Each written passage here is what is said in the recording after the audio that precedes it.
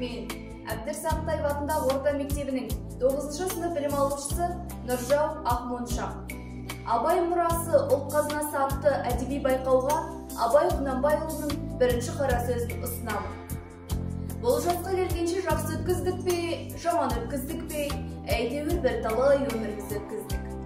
Алыстық, жұлыстық, айтыстық, тартыстық, әурешілдікті көре келдік. Ал енді жер ортасы жасқа келдік, қажыдық, жалықтық. Қылып жүрген ісіміздің баянсызын, байлаусызын көрдік.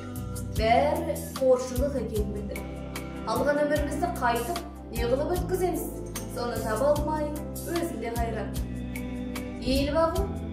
Жоқ, елге бағу. Бағусыз дәтке шыраймеген кісі бақпаса, не албартқан, көңілі басылмаған жастар бағамын демесе, бізді Құдай сақтасын. Мал бағу? Жоқ, баға алмаймын. Балалар өздеріне керегінше өздері бағар. Енді қартайғанда қызығын өзін түгел көре алмай тұғын, ұры, залым, ілесектердің азығын бақ беремін деп, қалған азғаны өмірімді қорғылар шайып жүр. Қылым бағу? Жоқ. Қылым бағырға да қылым сөзін сөйлесер адамда жоқ.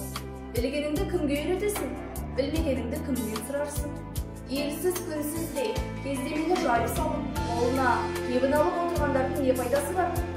Мұңдасып, жер тартысар кісі болмаған соң, қылым өзі тез қартайтады түйін. Соқылық қылып дін бағу? Жоқ, ол да болмайды. Оған да тыныштық керек. Не көңілде, не көрген күнінде бір тыныштық жоқ. Осы елге, осы жерде не қылған соқылық? Балаларды бағу? Жоқ, баға алмаймын. Бағар едім, қалайша бағудың мәнісін де білмеймін. Кім болды бағам? Қай елге қосайын, қай қарекетке қосайын. Балаларымның өзін ілгері өмірінің, білімінің пайдасын тыныштықпен еңгерерлік орын тапқаным жоқ. Айда бар, не қылдарымды біле алмай отырмын. Не болды бағам?